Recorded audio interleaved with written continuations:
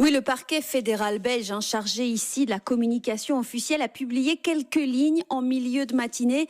Il ressort de plusieurs éléments de l'enquête que l'objectif était de frapper à nouveau la France, écrivent les magistrats. Et c'est parce qu'ils ont été pris de court que les terroristes ont décidé dans l'urgence de frapper Bruxelles, affirme aussi le parquet.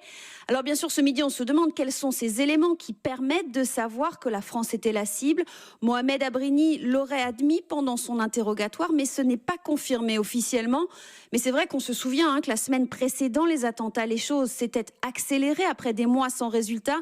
Il y avait d'abord eu l'assaut à Forêt qui avait permis notamment la découverte d'un arsenal et bien sûr ensuite l'arrestation de Salah Abdeslam et d'un complice, de quoi désorganiser le réseau qui s'apprêtait à frapper. Et Isabelle, y a-t-il un lien aussi avec Argenteuil, l'homme arrêté en banlieue parisienne il y a une quinzaine de jours ? Évidemment, la question se pose parce que certains des suspects se connaissaient, parce que des arrestations ont eu lieu à Bruxelles en lien avec les projets d'attentat de cet homme, Reda Cricket, en France, parce qu'aussi dans les deux cas, on parle de djihadistes passés à la fois par la Syrie et par la capitale belge. Mais a priori, il n'y a pas de lien opérationnel établi entre les deux cellules. Il s'agit à ce stade de deux enquêtes séparées, m'a dit ce matin le parquet fédéral, ce qu'on confirme à Paris, ce qui voudrait dire qu'il y aurait eu en préparation deux projets distincts d'attentats visant la France. Isabelle Horry en direct de Bruxelles pour Europe 1.